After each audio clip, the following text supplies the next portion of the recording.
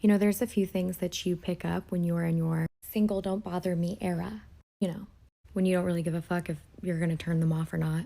You're just there for the good time. And if anything happens, it happens, whatever. Here are a few that I learned in mine that I love. Opening doors. I will not do it. No, I refuse to open my own door.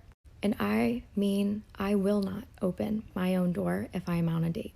I'm standing in front of it, knocking on it, pretending to push it, looking around for help, legitimately pretending that I don't know how a door works. Clearly, I'm joking. It's a lighthearted exchange, but it makes it very clear that I will not be opening my own doors right from the start. And it's sweet enough that they play along and they go with it. They just get it. 2, splitting the bill. Absolutely not. I was with a man that made me split 50-50 most of our relationship. I never want to do that again. So why would I be with somebody who won't even pay for the bill on the first date? And if you're the type of guy that's going to get turned off for me not even offering, I don't want to be with you anyways. So when the check comes, do I offer at all? Do I do the little dance? Absolutely the fuck not. I see that waiter coming in my peripheral, and I make sure that by the time he gets to the table, I'm in the middle of saying something. So when he drops that check, I just keep on talking, maintain eye contact, continue, no hesitation, nothing. I do not break in what I am saying.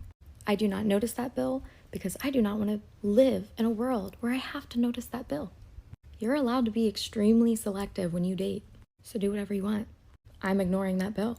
3, I'm gonna let you lead that conversation. And I am so good at talking. I was in a sorority. I trained the girls for recruitment on how to have conversations. I know how to hold a conversation, but I am certainly making sure that you know how to hold a conversation. Because I'll be damned if I am a year and a half into it and I'm like, oh my God, it's like talking to a fucking wall. I've been carrying this entire relationship. I'll be damned. Now, I'm not going to be boring, but if I notice that I'm carrying, I'm falling back, letting you take the reins. 4, I'm not going on a coffee date with you. I'm not even going to respond to you if you ask, because that's a date for guys that aren't ready to provide, and that's not what I'm looking for. So why would I even start to give you my time? My time is much more valuable than the $5 coffee that you're giving me to spend an hour with you and literally risk my life. Sounds so crazy to a guy. I'm literally risking my life coming and meeting you. There's a girl on this app that went on 2 dates and had an entire stalker. It is not uncommon. If he's not vetting the women that he's taking out enough to want to impress you with a date, take you out, give you a nice, enjoyable experience, but that's what you're expecting in a relationship,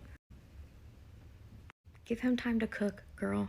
He needs a little more time to bake. Get his finances up so that it's not a big thing for him to take you out to $100 dinner, which is what it costs nowadays to have dinner and drinks. You are literally trying to find the partner that you're going to share like 80,000 meals with. And I like good food. And I don't see us ever doing a coffee date while we're together. So why would I start out that way? And if you like coffee dates, that's on you, girl. Go ahead and like them, go on them. But personally, I know me and I want more. And more is out there. And the guys that give it are not going to hold it against you. And they want you to be selective. 5, inconsistency. I do not do it. I will ghost your ass right after I mirror what inconsistency you were just giving me. Just so you know how it feels, little dose of empathy. And then I'm ghosting you. Best of luck next time with your next bitch, because it won't be me. Another thing, texting a man after dark. No, don't do it. Set that boundary. He will catch on. And if he doesn't, he was probably a hoe anyways. Girl, you are not just a booty call. Stop letting people treat you like one. Another, negging. This is when a guy pretty much tries to get under your skin and makes little digs at you. Absolutely the fuck not. I will tell you I'm going to the bathroom and I will get out of there because you're a fucking crazy person. And so am I, bitch. And I will out crazy your ass. So let's just stop it here before we both catch charges, okay? And lastly, and you guys will hate me for this one, I just know it, no casual sex. Men do not get checked nearly enough for you to be going out here and having casual sex with them when you are not in a committed relationship with them or under the understanding that there's no other parties involved. Because I promise you, if you do not establish that boundary, they are most likely still sleeping with other people. And do you really want to be with somebody like that anyways? So I make it very clear from the start that I, one, do not talk to multiple people at once.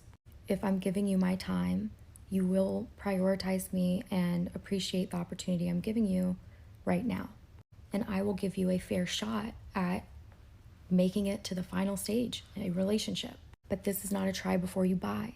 So understand one thing. In order for us to get to that point, I need to know that you have, one, dropped all your other bitches, and two, you have gotten STD checked. Papers. You wait until you get papers from that man showing he is clean. They will lie to you. I have been lied to before by someone who claimed to love me. Do not put it past someone who you pretty much just met to just get in your pants and say anything that you need to hear. Get it in writing, make sure they've been tested, and that you have seen the test results. And do that same thing for them. Again, this is not to say I expect men to just drop everybody else that they're talking to the second that I meet them. However, if you want us to go any further, the next step of that being sex, I'm gonna need papers, I'm gonna need you to drop the other girls, and I'm gonna need commitment out of you. I'm not catching another body if you don't care for me. There's way too many chemicals in your brain that are getting released as a woman that make it very hard for you to not get attached and make it very hard for you to think clearly and vet your future partner properly. Having sex is only going to hurt you when you are trying to figure out if this is a good partner for you or not. So make them wait, and I promise you, men love waiting because a lot of girls do not do it. Be the difference and wait. They will be able to focus a lot more on getting to know you and understanding that the priority is to get to know each other and build an intimate relationship without the physical part. That physical part is a stage in your relationship on a whole new level of connection that only really special people get access to. You do not have to just give that away. I wish I could have learned that sooner. And if they lose interest in you, good. They probably weren't that sexually mature anyways and didn't have a lot of sexual discipline. You want your future daughter to have a father who's very in control and patient and prioritizes you as a person, not just as a body, then vet that from the start. Remember, these are just things that I personally learned and loved and worked really well for me. I am not telling you to do anything, and I am not judging men that are in stages where they aren't able to do those things. It just means that that's not a good alignment for me and what I'm looking for. And that's okay. It is okay for those men not to like you. It is okay for those men to get turned off by you. And it is okay for it to not work out. You are not committed to them. Don't be giving them chance after chance. And the second you start getting hurt before you're even actually together, that's how little you trust in the universe to create a wonderful Hallmark love story for you. Be fucking for real. You are allowed to set your expectations as high as you want, and you are allowed to vet men as harshly as you want. You will end up with a way better partner at the end of it because of that. You are welcome.